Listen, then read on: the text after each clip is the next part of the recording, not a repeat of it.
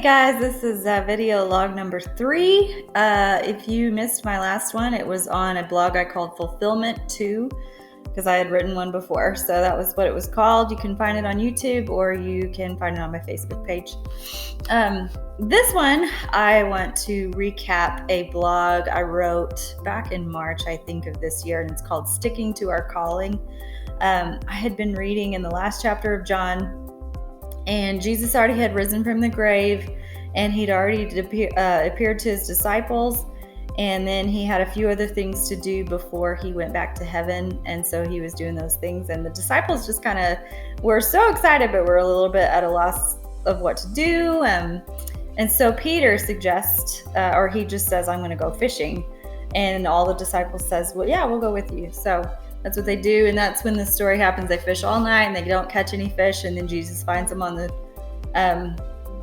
shore. He's on the shore the next morning, and he says, hey, have you caught anything? And they said no, and he says, why don't you cast your nets on the right side? And they catch more than they can handle, and then he cooks them breakfast, and he has that neat conversation with Peter. Anyway, it's a good story. You should go read it. I'm not going to recount all of it for you, but the thing I want to point out, though, in this video log is Peter's initial decision to go fishing. I'm speculating a little bit, but I just kind of wanted to put myself a little bit in his shoes and guess maybe what he might have been feeling or thinking at that point. Obviously I can't imagine him being anything but excited, overly excited about Jesus's resurrection, but I kind of think he might have been struggling a little bit with guilt from just having denied him 3 times. And maybe a little concerned about his relationship with Jesus, not really knowing where he stood with him. I also think he might have been a little bit aware of what was coming and that they were about to be sent out to spread the gospel, but not really knowing exactly how he was going to do that, and not knowing what was coming at Pentecost and how the Holy Spirit was going to empower them. So I think he just was a little bit at a loss for his future, but also feeling a guilt from what he had just done to Jesus, and then also excited, but Jesus wasn't with them at that moment, so he just didn't know what to do. And I just had this picture in my head that he was just like, well, I just don't know what else to do, so I'm gonna go fish. Because that's what he had done before Jesus called him. A lot of them were fishermen. I know Peter was, and he just like, I'm just going to go back to the thing I know I'm good at, and I just think we do that a lot with our lives. Sometimes God will give us this clear purpose or this amazing glimpse of what he might have called us to. And then when obstacles come our way, or when we fail at something or make some mistakes, we just resort back to something that we're comfortable with, or something that we may have done before we were called, and we know that we can do. We know we're good at it. We know we are either we have a natural talent, or we were trained in it, and we had been somewhat successful before, and we just revert back to that because of the obstacles we faced, or even because we may think we might be more successful in that because we can do it on our own, and we don't trust God to bring success to the purposes he's called us to.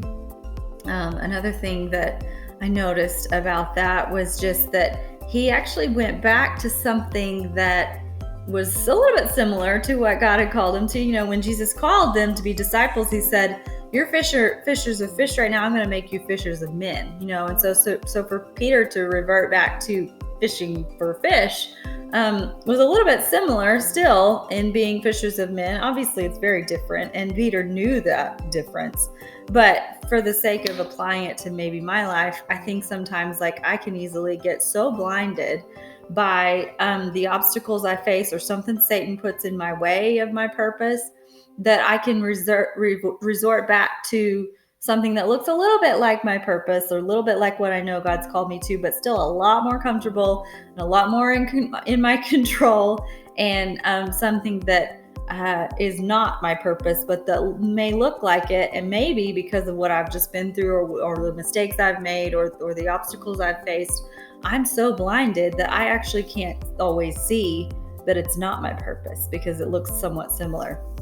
And so we have that kind of struggle. We may know we're settling for something, but we may try to make it look so similar that we feel okay about it.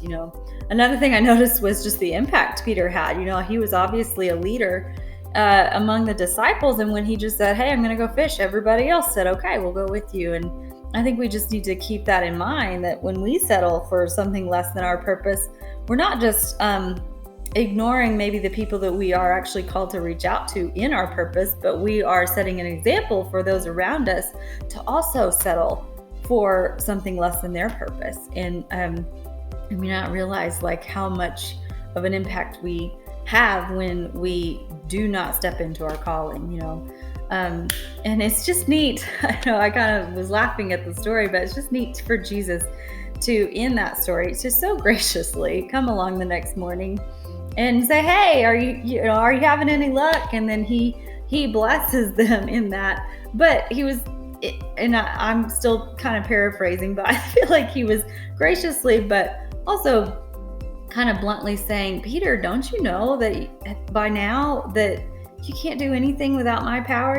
Even catch fish. Like, they didn't catch anything all night until Jesus came along and then said, 'Hey, throw it on the right side.'" And in my head, they probably had at some point through the night threw it on the right side. I can't imagine them throwing it on the left side all night long, but it was when Jesus came along, and in the power of his presence and the power that he was going to put within them, that we now have in the Holy Spirit, that enables us to do anything, even the simplest of things. We can't do anything on our own. And I think it was neat that Jesus was saying, you can't even go back to what you might have been good at before without me. You can't do anything successfully or powerfully without my power within you. And it was just a good reminder.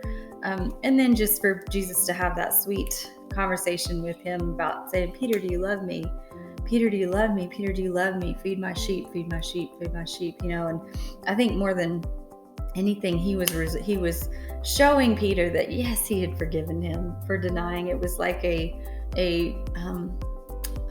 it was like them coming back together and then resolving what may have been left unresolved in Peter's mind, at least. And Jesus saying, "Of course I forgive you. I just forgave the sins of the whole world."